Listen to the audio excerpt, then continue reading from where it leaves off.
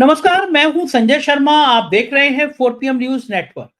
वो महाराष्ट्र जहां पे झोली भर के वोट भारतीय जनता पार्टी को मिले, राज्य की सरकार बनाने के लिए मिले, लेकिन उसी महाराष्ट्र में जब लोकसभा का एक सीट खाली थी, वहां पे वोट डाले तो उन लोगों ने मना कर दिया कि भैया मोदी जी प्रधानमंत्री हैं, इसलिए हम यहाँ से बीजेपी का कैंडिडेट नहीं जीत चुनेंगे, यहाँ से बीजेपी के प्रत्याशी नहीं चुनेंगे, हम कांग्रेस का प्रत्याशी चुनेंगे।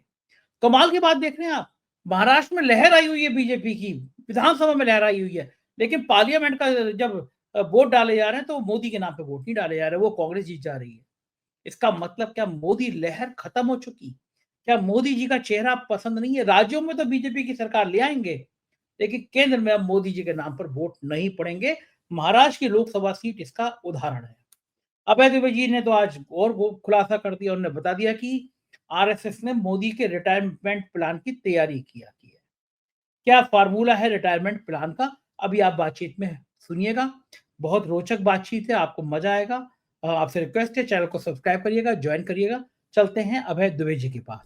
4 PM न्यूज नेटवर्क में स्वागत है अभय द्विवेदी जी आपका। मोदी जी आए बड़े विजयी भाव से महाराष्ट्र के, जब नतीजे आए, फूलों की बारिश हुई और मोदी जी ने बड़ा भाषण दिया कि एक उन्होंने किला फतेह कर लिया। लेकिन उस भाषण में या टीवी चैनलों पे कहीं पे भी झारखंड का जिक्र नहीं था कि एक बड़ा राज्य जहां पे एक बटोगे कटोगे, वहां भी बुलंद आवाज में कहा गया। प्रधानमंत्री ने गिरने की सारी सीमाएं लांग दी कि तुम्हारी बेटियों को उठा के ले जाएंगे, आदिवासी की बेटियों से दूसरी तीसरी चौथी शादी करेंगे। जितना पतन हो सकता था भाषा का, उतना प्रधानमंत्री झारखंड में गिरे, लेकिन कोई नतीजा नहीं निकला। लेकिन टीवी चैनलों पे झारखंड का जिक्र ही नहीं था, सिरे से गायब था। केवल प्रधानमंत्री के अभिभूत जैसे कोई देवदूत आ गया हो, उसकी स्तुति में गायन चल रहा था। लेकिन महाराष्ट्र का एक रिजल्ट और था जिसकी कहीं कोई चर्चा नहीं, वो था नांदेड़ का लोकसभा का चुनाव। एक लोकसभा का चुनाव हुआ और जिस जनता ने महाराष्ट्र में भाजपा को प्रचंड बहुमत दिया, उसी जनता ने कह दिया कि भैया लोकसभा में हमें चेहरा मोदी पसंद नहीं है, इसलिए हम बीजेपी का एक एमपी और नहीं चुनेंगे। वहां कांग्रेस का प्रत्याशी जीता। यानी जहां दो दो बटन दबाने के विकल्प थे, राज्य में भाजपा और केंद्र में कांग्रेस। तो क्या ये संकेत है कि 2029 या उससे पहले जब भी केंद्र के चुनाव होंगे तो मोदी जी के लिए आसान नहीं है? मोदी जी कितनी तारीफें कर ले, गोदी मीडिया कितना ही उनका भगवान विष्णु का अवतार बना ले, रास्ते आसान हैं, केंद्र के रास्ते आसान है। आपको क्या मानना है? देखिए, आपने जो सवाल पूछा है उसके दो हिस्से हैं। एक सवाल तो ये है कि क्यों मीडिया में झारखंड का जिक्र नहीं हो रहा है, और दूसरा सवाल ये है कि नांदेड़ में कांग्रेस कैसे चुनाव जीत गई, जबकि पूरे महाराष्ट्र में महायुति का यानी कांग्रेस का, वो भारतीय जनता पार्टी का डंका पिट रहा है विधानसभा चुनाव में। जो सवाल आपके बिल्कुल जायज हैं और इनको डिकोड करना बहुत जरूरी है। पहली बात तो यह है कि कितना भी गोदी मीडिया कोशिश कर ले, वो झारखंड में भारतीय जनता पार्टी की पराजय को नहीं छिपा सकता। इस पराजय से कुछ संदेश निकलते हैं और उन संदेशों को हमें लाउड एंड क्लियर, बुलंद आवाज में लोगों के पास पहुंचाना है।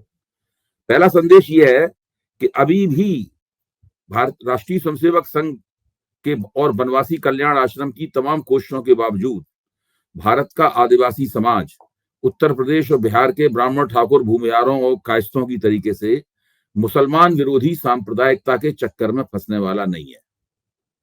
आदिवासी समाज ने उकसावे की तमाम कोशिशों को धता बताते हुए शिबू सोरेन के बेटे, शिबू सोरेन कौन थे? झारखंड अलग प्रांत बना है, वो शिबू सोरेन की कोशिशों से बना है। शिबू सोरेन के बेटे हेमंत सोरेन को उन्होंने अपना नेता चुना और भारतीय जनता पार्टी केवल एक आदिवासी सुरक्षित सीट जीत पाई। बाकी सभी आदिवासी क्षेत्रों में भारतीय जनता पार्टी का पूरी तरीके से सुपड़ा साफ हो गया। तो झारखंड की जनता ने और गैर आदिवासी जनता ने भी भाजपा को खास पसंद नहीं किया। झारखंड की जनता ने स्पष्ट संदेश दिया है कि सांप्रदायिक कोशिशें झारखंड में नाकाम रही हैं पूरी तरीके से। तो ये इस संदेश को आप कैसे छिपाएंगे? ये एक ऐसा संदेश है, संदेश को कैसे छिपाएंगे? भारतीय जनता पार्टी ने घुसपैठिए का सवाल उठाया, झारखंड लोगों ने मजाक बनाया, क्या घुसपैठिए की बात कर रहे हैं, यहाँ कहां से घुसपैठिए आ गए। पूरे संथाल परगना को आप देख लीजिए, संथाल परगना में सबसे ज्यादा ये नैरेटिव चलाया गया। संथाल परगना में भारतीय जनता पार्टी बहुत बुरी तरीके से हारी। कोल्हन बेल्ट में देख लीजिए, आदिवासी बेल्ट है, वहां भाजपा 14 में से केवल 3 सीट जीत पाई, बाकी 11 सीट जो है भाजपा हार गई बुरी तरीके से। हेमंत बिश्व शर्मा को वहां से असम से इंपोर्ट किया गया, और जिस तरह की राजनीति वो असम में करते हैं उस तरह की राजनीति उन्होंने झारखंड में की, बुरी तरीके से नाकाम रहे। शिवराज सिंह चौहान को केंद्र से लाके वहां पूरा बंदोबस्त करने के लिए बैठाया गया। शिवराज सिंह चौहान सोच रहे थे कि अगर हम यहाँ पे झारखंड का चुनाव हमारी देखरेख में, हमारे मार्गदर्शन में जीता जाएगा, तो इससे पार्टी के अंदर हमें राष्ट्रीय अध्यक्ष बनाने में बहुत सुविधा होगी, हमारी गोटी लाल होगी। लेकिन अब वो भी अपने जख्मों पे मलहम लगा रहे होंगे, वो भी यहाँ पर बुरी तरीके से नाकाम रहे। असल में और सबसे बड़ी बात है, किस चीज को नहीं छिपाया जा सकता है, जो ईडी वाला फैक्टर है उसको नहीं छिपाया जा सकता। जिन मुख्यमंत्रियों पर, जिन विपक्षी नेताओं पर आपने भ्रष्टाचार का आरोप लगाया, जिनको गिरफ्तार किया, पीएमएलए कानून की तरह जेल में रखा, हेमंत सोरेन ने शुरुआत कर दी है। हेमंत सोरेन ने अपने ऊपर सारे, जनता ने साबित कर दिया है कि सारे आरोप झूठे थे। बाकी आरोप झूठे थे, अदालत तय करेगी, लेकिन सार्वजनिक क्षेत्र में जनता की अदालत जिसको कहते हैं, उसकी अदालत में तो हेमंत सोरेन पाक साफ होकर निकल आए हैं। अब दोबारा जब फरवरी के महीने में अरविंद केजरीवाल भी दिल्ली में ये साबित कर देंगे, तो इनका पूरा विपक्षी नेताओं को भ्रष्टाचार ठहराने का पूरा प्रोजेक्ट जो है वो मुंह के बल गिर पड़ेगा। पहले तो इस बात को समझने की जरूरत है, इस बात को लाउड एंड क्लियर, ऊंची आवाज में, बुलंद आवाज में कहा जाना चाहिए, क्योंकि ये बहुत महत्वपूर्ण है। दूसरा सवाल यह है जो आपने कहा कि नांदेड़ में कांग्रेस कैसे जीती। देखिए, मैं बहुत दिनों से ये बात कहता आ रहा हूं, और 4 PM के मंच पर भी मैंने बार बार ये कहा है, शायद कल के हमारी आपकी बातचीत हुई थी उसमें भी मैंने इस बात को कहीं ना कहीं कहा था कि हमें अब ये भूल जाना चाहिए कि विधानसभा चुनावों की जीत या हार का लोकसभा चुनावों पर कोई असर पड़ता है या उससे उसका कोई संबंध है। ये दो बिल्कुल अलग अलग चीजें हैं, और इसका बिल्कुल ताजा प्रमाण अभी मौजूद है। जब जून का जो लोकसभा चुनाव था, उससे पहले 3 राज्यों में भारतीय जनता पार्टी ने असाधारण जीत हासिल की थी। कांग्रेस से 2 राज्य छीन लिए थे। उसका क्या आप जो लोकसभा चुनाव में कोई असर पड़ा उसका? भारतीय जनता पार्टी हमेशा परेशानी में रही, सांसद में रही, उसकी समझ में नहीं आया कि भाई हमारे खिलाफ ये कहां से अचानक एंटी इनकम्बेंसी प्रकट हो गई, और हम यूपी में कितनी बुरी तरह हार गए। राजस्थान में भाजपा ने कितनी शानदार जीत हासिल की थी, लेकिन राजस्थान में भाजपा 10 या 11 सीटें वहां पे हार गई। तो ये बिल्कुल क्लियर, उसका कोई असर नहीं होता। लोकसभा की एंटी इनकम्बेंसी और लोकसभा की प्रो इनकम्बेंसी 2 अलग अलग चीजें हैं। ये राज्यों की एंटी इनकम्बेंसी और प्रो इनकम्बेंसी से अलग चीज है। इसीलिए मैं कहता हूं, अगर मान लीजिए विपक्ष जीत जाता, हरियाणा का चुनाव भी कांग्रेस जीत जाती और महाराष्ट्र का चुनाव भी जीत जाती, तो क्या इससे कांग्रेस के लिए 2029 का चुनाव जीतना आसान हो जाता? नहीं। उसके लिए अलग तरह की कोशिश करनी पड़ती, अलग तरह की योजना बनानी पड़ती, अलग तरह के नारे कांग्रेस को देने पड़ते। ऐसा नहीं है। कांग्रेस ने गलती तो यही की है कि 2024 के लोकसभा चुनाव में जो उसने रणनीति अपनाई थी, कांग्रेस ने सोचा कि इसी रणनीति के जरिए विधानसभा चुनाव भी जीत लेंगे। वो नहीं जीत पाई। कांग्रेस के पास कहने के लिए कोई नई बात नहीं थी, कोई नया नैरेटिव नहीं था। लोकसभा के लिए अलग राजनीति, विधानसभा के लिए अलग राजनीति, ये है फार्मूला। जो उसको नहीं समझेगा वो विफल होगा, सीधी बात यह है। क्यों? कि दोनों चुनाव कहीं जुड़ते नहीं है। आप नांदेड़ का चुनाव इस बात का प्रमाण है। नांदेड़ में कांग्रेस का प्रत्याशी शुरू में पीछे चल रहा था, मुझे लग रहा था कि हार जाएगा। फिर शायद आखिरी 2-3 दौर में उसे इतने ज्यादा वोट मिले, 47,000 वोट उसको मिले आखिरी 2-3 दौर में, और वो आगे निकल गया और चुनाव जीत गया। तो मैं बताना ही चाहता हूं कि बिल्कुल लोकसभा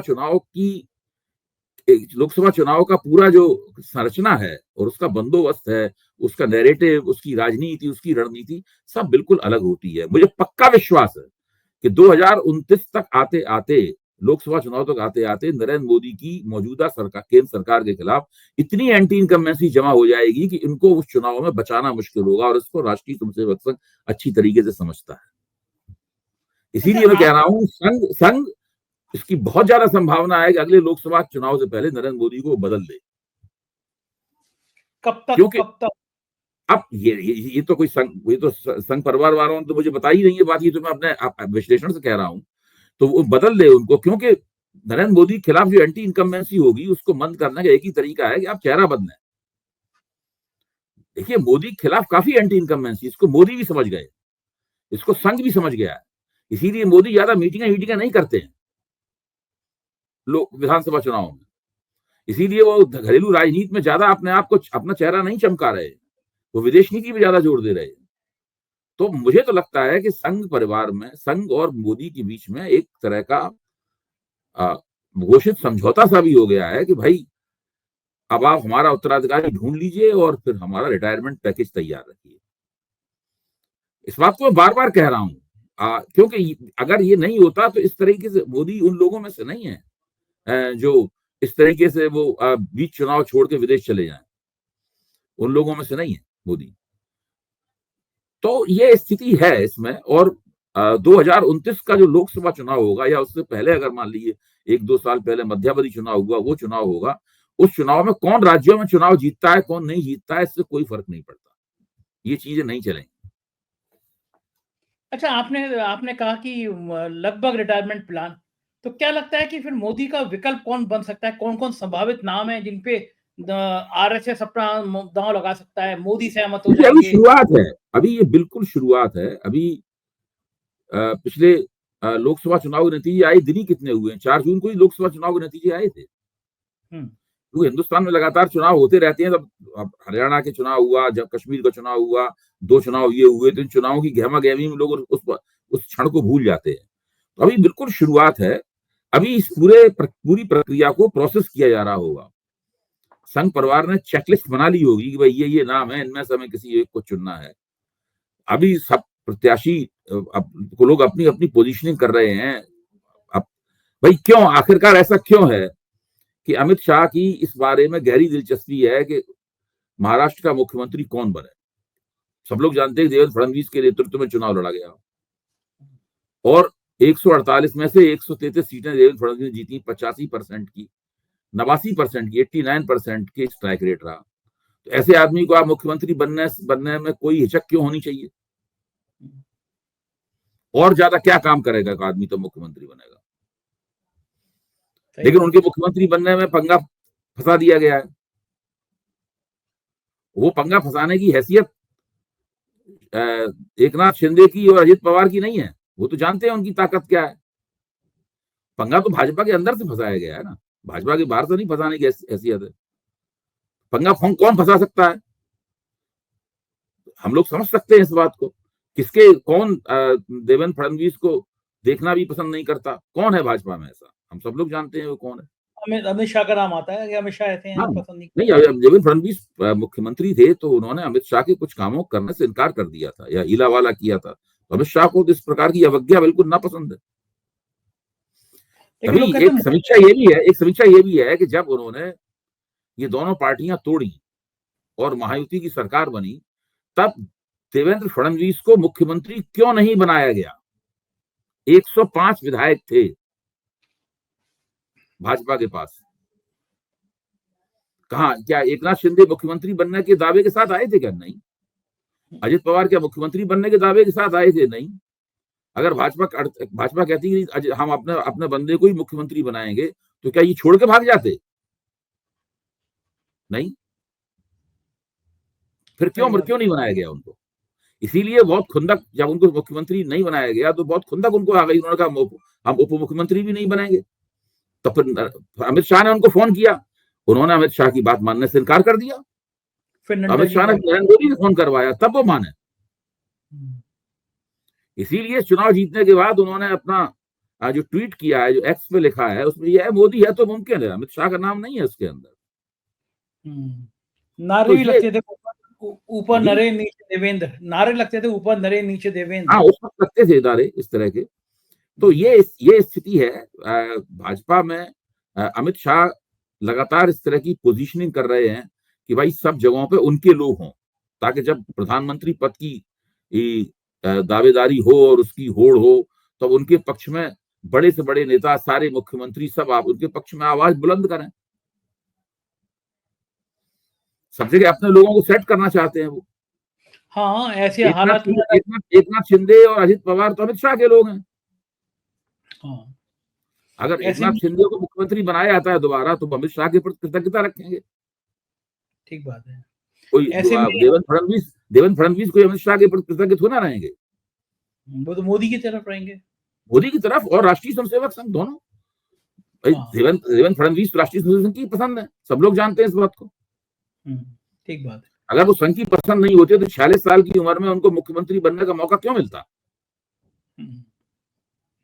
ठीक बात है। तो नितिन गडकरी की दावेदारी को छुटलाते हुए उनको मुख्यमंत्री क्यों बनाया जाता? और वैसे में ये बात बिल्कुल ठीक है, अमित शाह क्यों चाहेंगे कि इधर योगी आदित्यनाथ उनके विरोध में है, उधर महाराष्ट्र का मुख्यमंत्री भी उनके विरोध में हो जाए, दो मुख्यमंत्री उनके विरोध में हो जाए, क्यों चाहेंगे? हाँ, सही बात। लेकिन एक बात और समझ में आती है, तो क्या मोदी और शाह के फैसलों में भी दूरियां रहती हैं? मोदी कुछ और चाहते हैं क्योंकि मोदी देवेंद्र फडणवीस देखिए, को चाहते राजनीति थोड़ी जटिल चीज होती है, वो उसमें इतनी आसानी से हमें समझने की कोशिश नहीं करनी चाहिए। मतलब पारदर्शी मामला नहीं है कुछ, मतलब जो साफ समझ में आ जाए। ये असंभव है कि नरेंद्र मोदी और अमित शाह के बीच में एकता ना हो। दोनों बिल्कुल समझ लीजिए, कुछ लोग तो व्यंग से कहते हैं कि जो मियाँ बीवी वाला मामला है, इन लोग मियाँ बीवी में झगड़ा होता है, कोई तीसरा पहुंचेगा तो दोनों मिलकर मुंह नोच लेंगे उसका। तो उन दोनों के बीच में कोई मतभेद हो सकता है, लेकिन इसका मतलब ये नहीं है कि कोई दूसरा उसमें पंगा लेने लगे आके। मसला मियाँ बीवी वाला उस तरह का संबंध है ना ये तो। हाँ, बिल्कुल बिल्कुल हाँ, ठीक उन बात दोनों है। के बीच में कोई ऐसा मतभेद नहीं है, लेकिन अब तो अमित शाह को भी तय कर, मोदी को जिंदगी में जो करना था कर लिया। अब तो कुछ नहीं करने की स्थिति में भाई। उनको जो उन्हें उपलब्ध करना था वो उन्होंने कर लिया। 3 बार वो प्रधानमंत्री लगातार रह लिए, 12 साल तक वो मुख्यमंत्री रह लिए। 12 और 15 27 जब ये कार्यकाल समाप्त होगा तो 27 साल तक लगातार उस सत्ता में रहने का विश्व रिकॉर्ड बना चुके होंगे। ठीक बात, तो क्या करेंगे? अब और उससे ज्यादा तो कुछ होगा नहीं। उम्र भी उनकी तब तक काफी हो चुकी होगी। अभी चलने मिलने में उनको तरह तरह की दिक्कतें होने लगी। अब आप ध्यान से देखिए, जब उनकी कैमरे से उनकी शान के साथ सीना तान के चलते हुए तस्वीर आती है, तो आप उनके कदमों को देखिए, वो सब बात नहीं रह गई है। हाँ, उतना क्रेज, उतना वो हाँ, नहीं नहीं, है। वो और ये स्वाभाविक है। मतलब इसमें मनुष्य के शरीर पर प्राकृतिक क्षय का नियम लागू होता है, हम सबके ऊपर लागू होता है। मोदी जी को इससे, अब वो भले ही कितने कहते रहे कि हम वो नॉन बायोलॉजिकल हैं, वो नियम तो उनके ऊपर भी लागू होता है। हाँ, और मशरूम अगर खाते भी हैं तो मशरूम कब तक काम करेंगे? उम्र के तो हाँ, है ही सही है ना। बात। मशरूम मशरूम एक खास तरह का फेशियल, ये तो वो तो उसको कब तक काम होगा? तक कुछ तो असर दिखेगा ही, पड़ेगा भी। मेरा संजय बेटा राउत बताता है कि वो बहुत महंगा कोई ऐसा फेशियल कराते हैं कि शायद बड़े बड़े टॉम क्रूज और शाहरुख खान जैसे बड़े बड़े फिल्म स्टार कराते हैं फेशियल। वो हम लोग तो सोच अच्छा, भी नहीं सकते उसका। हमारा तो घर बिक जाएगा उस फेशियल कराने के चक्कर में। अरे बाप रे बाप, इतना महंगा होता हाँ, है फेशियल? हाँ, हाँ, अरे गजब है। वो अच्छा, मशरूम मोदी की, मशरूम भी, और वो मशरूम भी हम लोग नहीं खा सकते। ओके, अरे तो संजय जी, चेहरे वो पे चमक आती है, बहुत ऊंची चीज है वो, कोई चीज। तो जो चेहरे पे जो चमक लाइट वाइट पड़ती है वो फेशियल है, कमाल होगा मोदी जी का। हाँ, वो फेशियल खास तरह का फेशियल होते हैं। फिर कुछ इंजेक्शन होते हैं खास तरह से, आदमी का रंग गोरा हो जाता है। अरे बाप रे, ये सब भी होता है? बहुत सी हीरोइनें लगवाती है इंजेक्शन, हीरो लोग लगवाते हैं। हर बार इंजेक्शन लगाने पे आप एक, मतलब कुछ परसेंट जो है वो रंग गोरा हो जाता है आदमी का। तो वो अच्छा, ये हाँ, तो फिल्म इंडस्ट्री के लोग दोस्त भी बहुत अच्छे हैं उनके, हीरो हीरोइन। एक कई बार तो उनके सेल्फी भी आती है हीरो हीरोइन वो के तो संग। अक्षय कुमार ने ही बता दिया होगा कि आप ये कीजिए।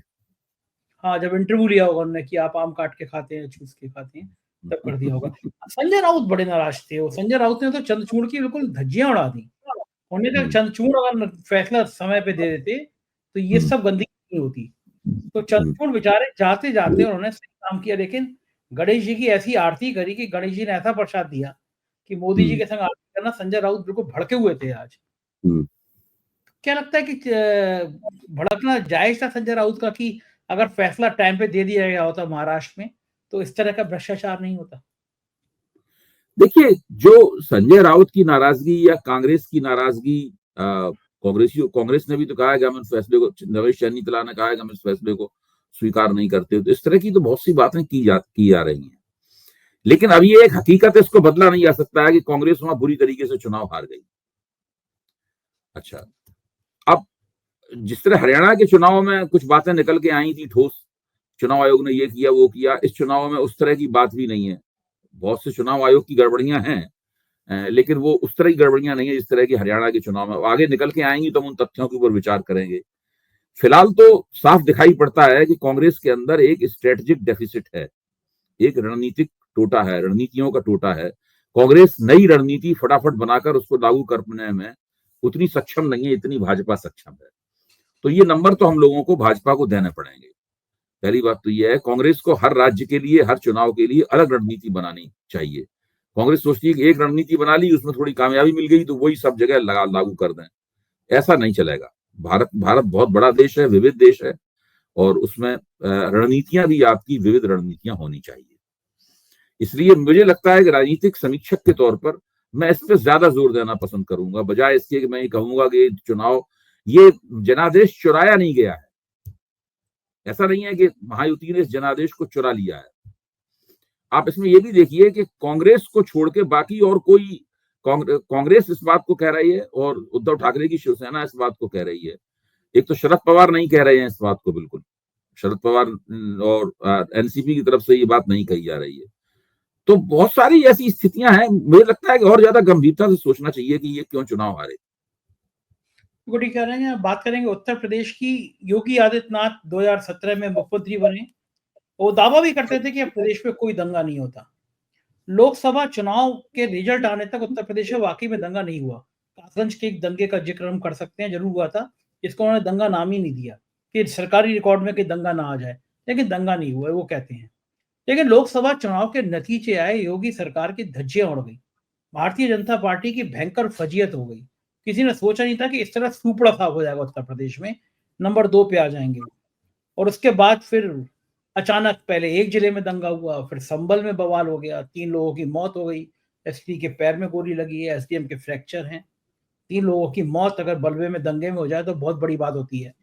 ये लोकसभा चुनाव के बाद का कुछ रिजल्ट कनेक्शन जोड़ रहा है दंगों पे, अचानक उत्तर बिल्कुल प्रदेश। स्पष्ट है संजय जी, इसमें तो ज्यादा दिमाग खपाने की जरूरत ही नहीं है, तो बिल्कुल स्पष्ट है। जैसे ही लोकसभा चुनाव का नतीजा आया, भाजपा वालों ने कहना शुरू किया कि अब हम जम के हिंदू मुसलमान करेंगे, चुनौती देनी शुरू की, हम जम के हिंदू मुसलमान करेंगे। इस मामले में सब में एकता है, अंदरूनी तौर पर कोई भी मतभेद हो, नरेंद्र मोदी, योगी आदित्यनाथ, अमित शाह, राष्ट्रीय स्वयंसेवक संघ, सब में एकता है। हिंदू मुसलमान करने के सवाल पर दोनों मुख्यमंत्रियों में, मुख्यमंत्री के बीच में कोई मतभेद नहीं है, दोनों उप मुख्यमंत्रियों और मुख्यमंत्री के बीच में कोई मतभेद नहीं। मुसलमानों को गाली देने के सवाल पे दोनों, सब किसी के बीच में कोई मतभेद नहीं है। और जब भी भाजपा कमजोर होती है तब वो दंगे का सहारा लेती है, मुसलमान विरोधी हिंसा का सहारा लेती है। जैसे ही भाजपा मजबूत, जैसे पहले बड़ा आत्मविश्वास हो गया था कि 7 साल से योगी जी सत्ता में डटे हुए थे, 10 साल से मोदी सत्ता में डटे हुए थे, बड़ा विश्वास हो गया था, तो मुसलमानों के अंदर स्नेह यात्रा निकालने की चर्चाएं होने लगी थी। लेकिन अब वो सब चर्चाएं कोई नहीं करता, अब तो मुसलमान विरोधी जहर उगलते हैं दिन रात। आप योगी जी ने जब से लोकसभा चुनाव हुआ है जितने भाषण दिए हैं, क्या एक भी ऐसा भाषण है इसमें उन्होंने मुसलमानों के खिलाफ जहर ना उगला हो? तो वो तो बिल्कुल उनकी राजनीति स्पष्ट है, उन्हें ऐसी इसी तरीके से निश्चित करना है आगे, और ये 2029 तक चलेगा, इसी माहौल तरीके से बनेगा। हाँ बिल्कुल, लगातार उग्र सांप्रदायिक राजनीति होगी, नंगी सांप्रदायिक राजनीति होगी, उसी तरह का माहौल होगा। अभी देखिए उपचुनाव में क्या हुआ, उपचुनाव में उन्होंने मुसलमानों को वोट ही नहीं डालने दिया, पिस्टल ले तो लेके यही हाथ। नहीं, यही तो वो मदद थी जो भारतीय जनता पार्टी चाहती थी कि लोकसभा चुनाव में भी योगी जी देते होते। भाई जो जांच कमेटी बनी थी हार के कारणों की जांच के लिए, तो उस जांच कमेटी ने आरोप लगाया कि सरकार ने हमारी मदद नहीं की, सरकारी अधिकार। कौन सी मदद थी वो? यही मदद थी जो अभी सरकारी मशीनरी ने अभी उपचुनावों में सरकार को पहुंचाई, कि जो सुपरिभाषित रूप से भाजपा विरोधी मतदाता है उसको मतदान केंद्र तक ही नहीं जाने देगी सरकार। तो मुसलमान बहुल क्षेत्र में भी बीजेपी जीत गई। हाँ सही बात है, वोट ही डालने दिया उसको, वोट ही डालने दिया। अब वहां के भाजपा के उम्मीदवार, सपा के उम्मीदवार कहना है कि अगर वोट डालने दिया जाता तो मैं 1 लाख वोट से जीतता। सही बात है। हाँ, तो अब सवाल तो इस बात का है कि ये है वो मदद जो लोकसभा चुनाव में मोदी जी, योगी जी ने किन्हीं अंदरूनी नाराजगियों के चलते अपनी पार्टी को नहीं दी मदद। बिल्कुल सर, तभी सुपड़ा भी साफ हो गया। अच्छा, ये कौन सा नया चलन आ गया है कि कोई भी मस्जिद होगी कह दिया जाएगा ये मंदिर है, अदालतें भी तुरंत कह देंगे उसका सर्वे करो, ये कौन सा नया चलन है अदालतें देखती नहीं। ये पिछले 10 साल से बना हुआ पैटर्न है। ये राम जन्मभूमि मंदिर वाले मामले से सीखा है इन लोगों ने। पैटर्न वही है। अगर कुछ मस्जिदें पुरानी है तो उनके बारे में पहले तो कहने लगी है कि अरे यहाँ तो मंदिर था पहले, और उसकी बातें करने लगी है और धरने और मतलब कुछ हवा बनाने लगी है। उसकी हवा बनाने के बाद में फिर अदालत में चले जाइए। ज्यादातर जज जो होते हैं वो संघी निकलते हैं, क्योंकि काले कोट के नीचे जो है भगवा छिपा होता है। और उसके बाद वो कह देते हैं सर्वे किया जाए। सर्वे होने लगता है तो मुसलमानों को लगता है कि उनकी मस्जिद छिन रही है, तो वो नाराजगी उनमें होती है। मुसलमानों के अंदर जो रेडिकल तत्व हैं वो थोड़े आक्रामक रवैया अख्तियार करते हैं और वहां पर हिंसा शुरू हो जाती है। ये एक पैटर्न है। ये बार बार हर जगह स्थानीय स्तर पर, राज्य के स्तर पर या राष्ट्रीय स्तर पर जब वो चाहेंगे तब इस पैटर्न को रिपीट करेंगे, दोहराएंगे। संभल में जो हुआ ये उसकी एक वानगी है। ये बहुत खौफनाक नहीं है? समाज तो बिल्कुल बढ़ जाएगा इस तरह की नफरत की राजनीति जाएगा, करने। बढ़ चुका है। जाएगा क्या होता है, बढ़ चुका है। ये तो अभी से बढ़ चुका है, बहुत पहले से बढ़ा हुआ है। भाजपा जब चाहती है तो इस बंटवारे के ऊपर एक चादर डाल देती है।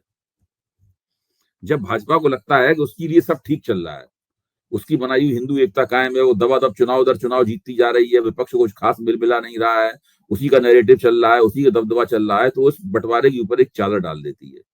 जैसे उसे लगता है कि उसका राजनीतिक प्रभुत्व खतरे में है, वैसी चादर हटा देती है और डंडे से कौंच के उस बंटवारे को हवा देती है। बहुत ही खराब है, बहुत ही दुखद है ये सारी राजनीति, लेकिन कुछ राजनेताओं को लाशों पर महल बनाकर ही शायद चैन आता है। बहुत बहुत शुक्रिया अभय जी, आपने इतना समय दिया, आभार। ये थे अभय दुबे जी और आपने पूरी बातचीत सुनी। मुझको यकीन है ये बातचीत आपको अच्छी लगी होगी। प्यार बनाए रखिएगा, साथ दीजिएगा। शुक्रिया, थैंक यू।